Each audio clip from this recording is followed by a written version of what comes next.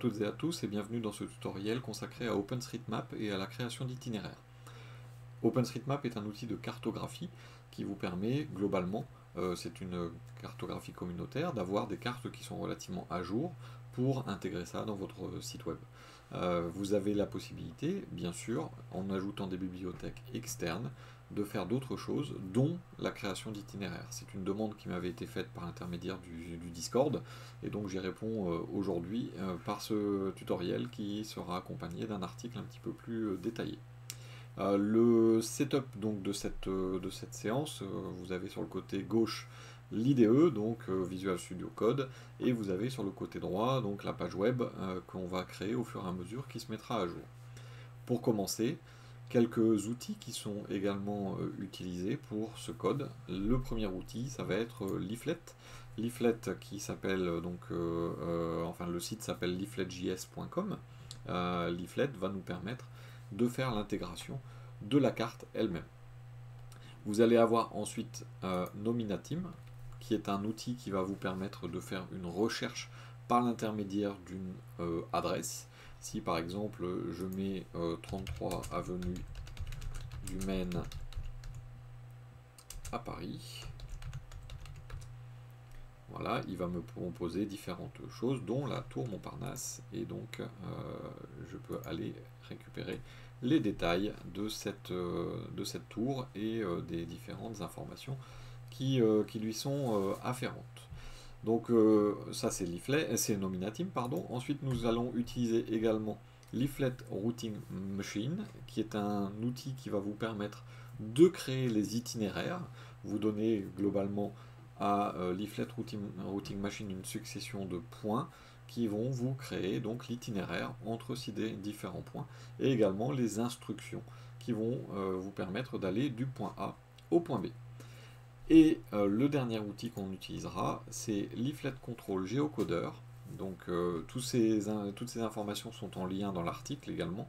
Leaflet Control Geocoder, qui est l'outil qui va vous permettre de créer le lien entre la Leaflet Routing Machine et Nominatim. Donc Nominatim, on ne l'utilisera pas en tant que tel, mais par l'intermédiaire donc de Leaflet Control Geocoder. Pour commencer, il va être important de pouvoir intégrer notre carte. Donc à la base, on va utiliser donc Leaflet, Leaflet qui va être notre outil pour créer les cartes. Et donc Leaflet, donc si je vais dans le premier tutoriel, je vais avoir les différents liens qui vont pouvoir me servir. Et donc vous avez les liens qui sont directement présents, donc c'est la version 1.6 actuellement. Donc je vais juste aller copier-coller les balises link. Donc ici je mets fichier CSS. Et donc je mets le link qui m'est fourni. Alors je préfère tout mettre ensemble. Voilà. Et le cross origin ici. Voilà. Je vais en profiter pour mettre un link vers mon fichier CSS personnel. Donc je vais faire le link. Je vais y arriver. Donc le link ici avec donc CSS style.css. Vous l'appelez comme vous voulez, bien sûr. Ensuite, le deuxième lien, ça va être de mettre la balise script. Donc cette balise script va aller, pour moi, j'ai l'habitude de mettre ça en bas de mon fichier. Donc fichier CSS. JS, pardon, voilà.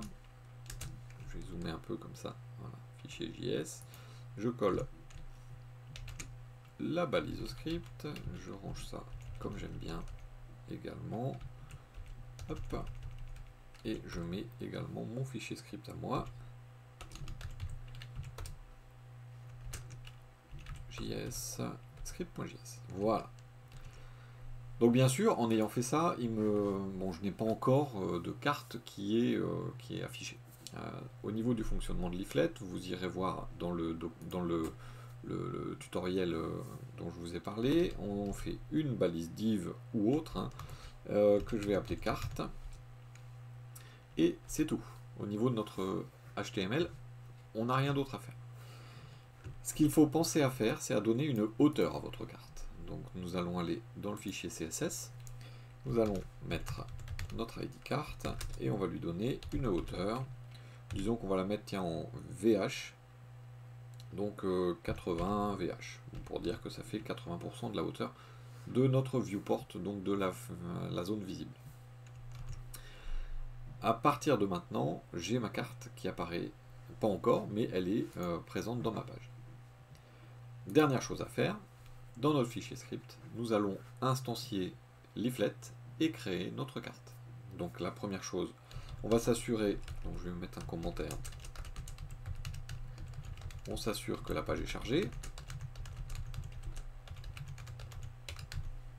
en faisant un petit window.onload égale function.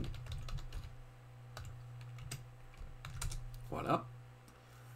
Et à l'intérieur, donc je vais faire un let ma carte égale, et donc L pour la fonction leaflet, .map. Dedans, on met l'ID carte et on fait un setView. Alors là, par contre, on met latitude, longitude, donc je ne les ai pas par cœur, les latitudes et longitudes de Paris, donc 48, 85, 29, 69, et 2.34, 99, 03. Et le zoom par défaut à 13.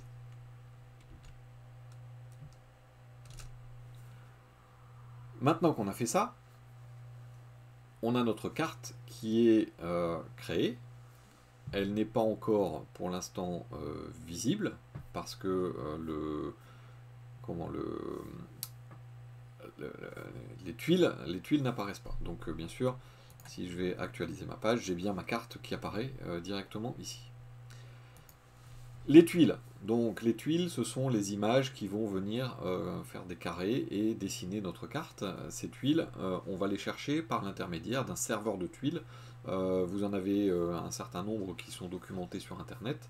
Moi, j'utilise celui de OpenStreetMap directement, qui n'est pas à utiliser en production, mais je vais le faire directement ici. L.tileLayer. Voilà, et à l'intérieur, donc, on va mettre un certain nombre de, de paramètres qui vont nous permettre de faire en sorte de placer ces différentes tuiles directement là où on en a besoin. Donc, le premier point, donc c'est une URL. Donc là, c'est pareil, je ne la connais pas par cœur. C'est l'URL du serveur de Leaflet. Donc, c'est une URL qui est documentée sur le wiki.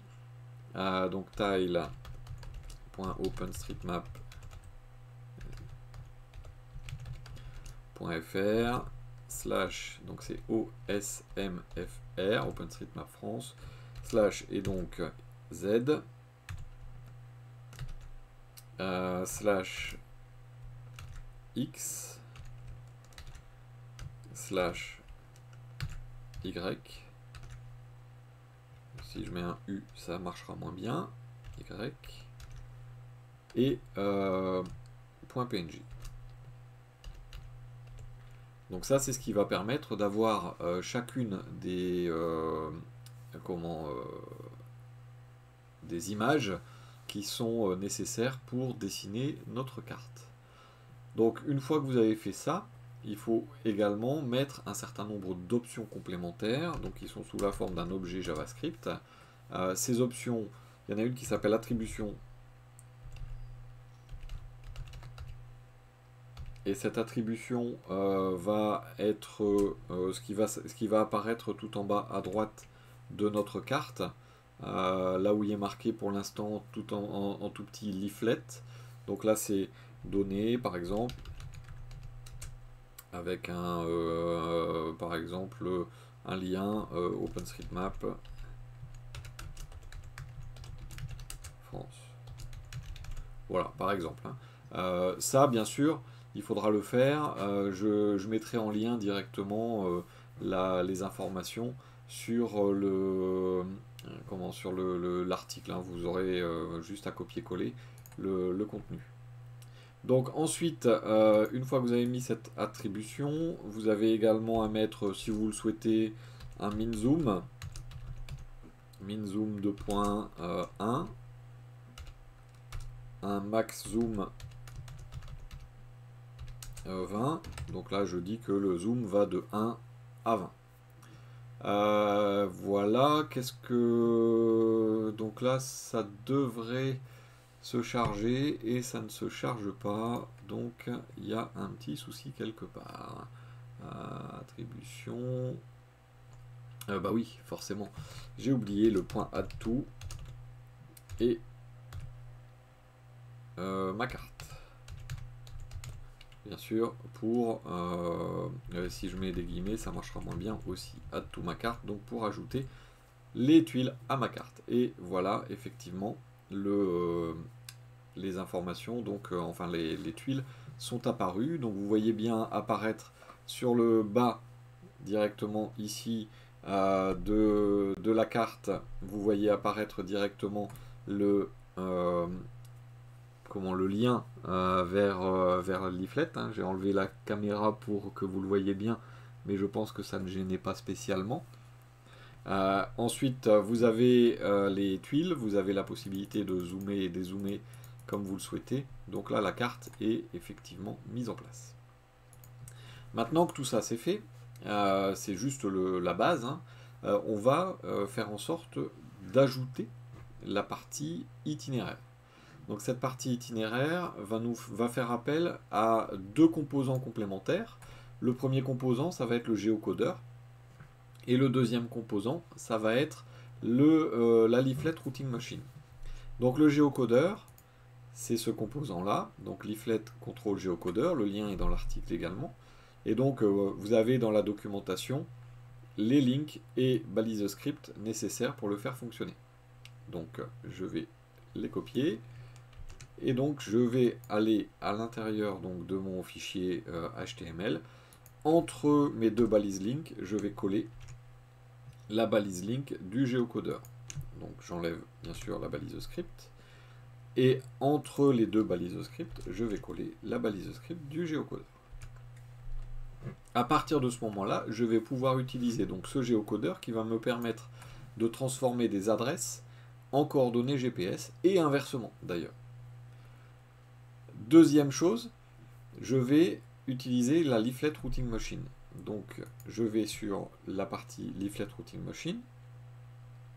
Dans la partie getting started, j'ai les différentes informations qui me sont données. Donc bien sûr là ils ont un exemple de la version 1.2 de leaflet, mais c'est pas grave, hein, on peut utiliser la version 1.6 sans problème. Donc je prends la balise link, je la colle, même chose, avant ma balise link personnelle. Attention, après le géocodeur, puisque ils sont dépendants l'un de l'autre. Et la balise script, je vais la coller avant ma balise script à moi. Voilà. Donc ça nous fait deux blocs de balises link et script, hein, mais ces deux balises sont utiles justement pour ceci.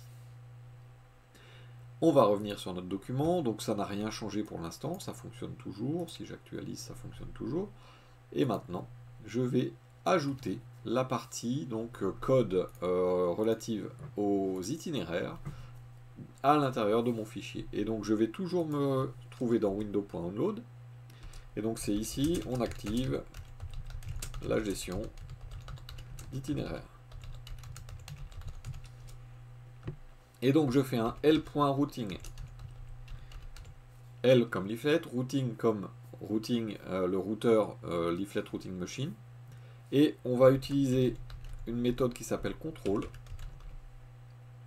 qui va me permettre de contrôler toute la partie itinéraire. Et la seule chose dont on va avoir besoin à l'intérieur, ça va être de lui donner le géocodeur.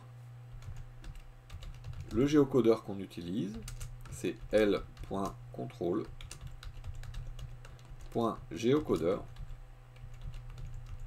Et on lui dit que c'est nominatim.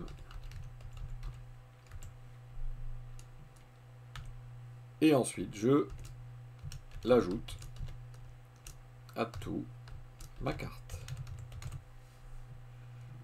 Et voilà ce qui apparaît directement dans ma page. Donc là, ce que je vais faire, je vais repasser mon navigateur en plein écran pour qu'on voit bien ce qui va se passer. Je vais zoomer un petit peu dans mon HTML. Voilà. Donc là, j'ai une zone start, une zone end qui sont apparues. Et donc, si par exemple start, je mets Brest, quand je fais entrée, il me propose toutes les occurrences qu'il reconnaît au niveau de Brest. Donc je prends Brest Finistère, end Strasbourg, je fais entrer Strasbourg Bas-Rhin, donc c'est bien ce que je cherchais, et voilà ce qu'il m'a trouvé. Il m'a trouvé un itinéraire pour aller de Brest à Strasbourg. Alors il m'en a pas trouvé qu'un. Je vais dézoomer un petit peu mon HTML. Voilà. Il m'en a pas trouvé qu'un, il m'en a trouvé deux en fait. Si vous regardez ici, vous avez sur la liste là, alors elle est en anglais pour l'instant cette liste, et vous avez donc, il vous dit qu'il y a 1069 km, 10h09, et il y a un autre itinéraire ici, 1167,6, 10h46. Et donc si je clique dessus, je vois apparaître l'autre chemin. Et je peux en plus survoler les différents points qui sont mes différentes étapes et mes différents changements de direction. Vous voyez les points bleus qui bougent sur la carte. Et donc là, j'ai un passage par Paris et j'ai un autre passage par l'intermédiaire de Orléans et Troyes.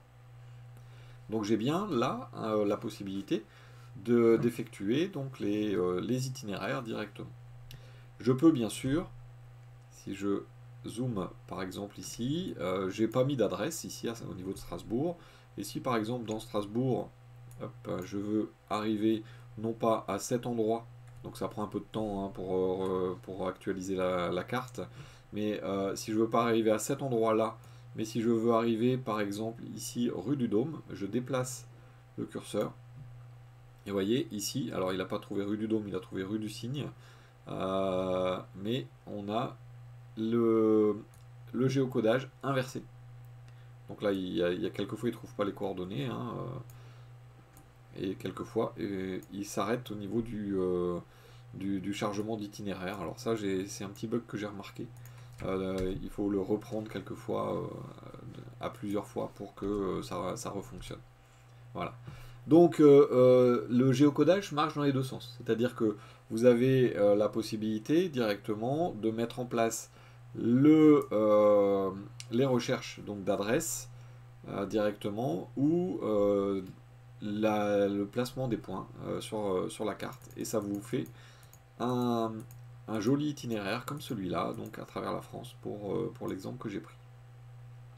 Alors bien sûr, vous pouvez avoir besoin et avoir envie de changer par exemple la couleur de la lignée. Et ça vous est possible par l'intermédiaire donc d'options complémentaires. Et donc on va ajouter les options après géocodeur ou avant. Hein. Par exemple line options. Line options et à l'intérieur donc ça va être un objet et par exemple style. Si vous voulez les styles de ligne qui va être un tableau avec à l'intérieur un objet. Alors ça, me demandez pas pourquoi. Et donc par exemple color et disons par exemple hop dièse 83 9C 49. On peut choisir l'opacité aussi. Donc bien sûr par défaut elle est à 1 mais on peut aussi le repréciser. Et le poids weight disons allez, 7.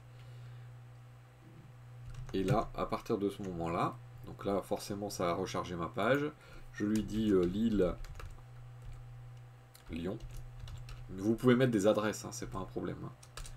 Hop. Alors, forcément il y a des fois ça marche pas comme je vous le disais. C'est assez là c'est un problème non pas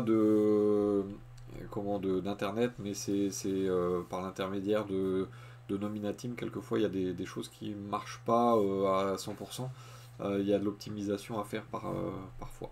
Donc là, par exemple, pour aller de Lille à Lyon, il nous fait passer ici par Châlons en Champagne, Troyes et ainsi de suite, et on a un deuxième itinéraire par l'intermédiaire de Paris, si on le souhaite. Après, vous avez également ici, c'est en anglais. Vous pourriez avoir envie d'avoir les différents itinéraires qui vous sont donnés, les différentes instructions qui vous sont données en français. Eh bien, pour ce faire, vous allez ajouter une nouvelle option derrière, qui va être l'option routeur. Alors ça fait intervenir un autre système qui s'appelle OSRM, qui est OpenStreetMap Routing Machine, mais version 1. C'est une ancienne API qui est toujours restée et qui vous permet, par exemple, de traduire. Et donc, vous faites un new l.routing.osrmv1 et à l'intérieur, vous mettez un objet avec, par exemple, language. Et vous lui dites, vous voulez du français. Et maintenant, alors ça, c'est pas en français, mais si on prend Rouen, Toulouse, hop, il ne l'a pas pris. Il ne l'a pas pris non plus. Alors, comme par hasard, c'est maintenant qu'il va me faire le plus de problèmes. Donc, il m'a bien trouvé Rouen. Il m'a bien trouvé Toulouse. Hop. Voilà. Et donc, ici, j'ai bien se diriger vers le sud-ouest. Je vais continuer tout droit. Et j'ai un deuxième itinéraire. Et tout est en français. Dernière chose, une chose qui peut également être utile de temps en temps. Vous avez la possibilité également, si vous le souhaitez, toujours dans cette OSRM V1, de dire que vous avez un profil,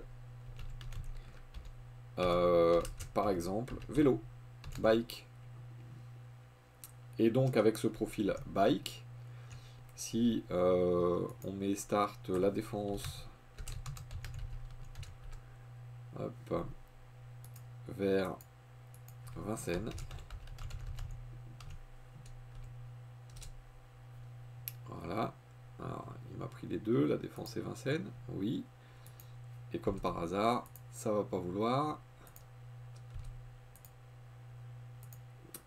non, alors là c'est peut-être parce que j'ai ah oui, j'ai un blocage de requête. Donc là c'est un problème qui est lié au serveur, donc au serveur de Nominatim, mais il faut savoir que sur OSRM V1, vous avez la possibilité ici de mettre car, qui est la valeur par défaut, mais c'est car, bike ou foot pour les trajets à pied.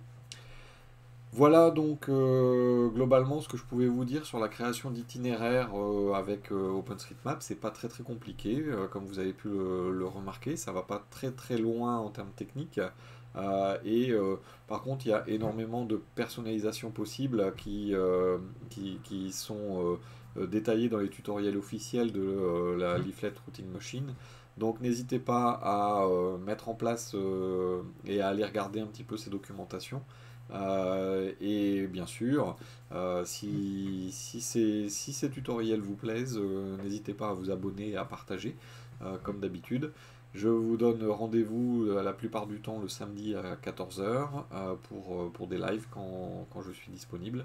Et sinon, donc de temps en temps, comme pour celle-ci par exemple, je publie des vidéos en milieu de semaine, aux alentours du mercredi. Eh bien, je vous souhaite une bonne continuation. N'hésitez pas à commenter, à poser des questions sur le Discord ou sur le forum. Je reste à votre disposition. Merci beaucoup, à bientôt.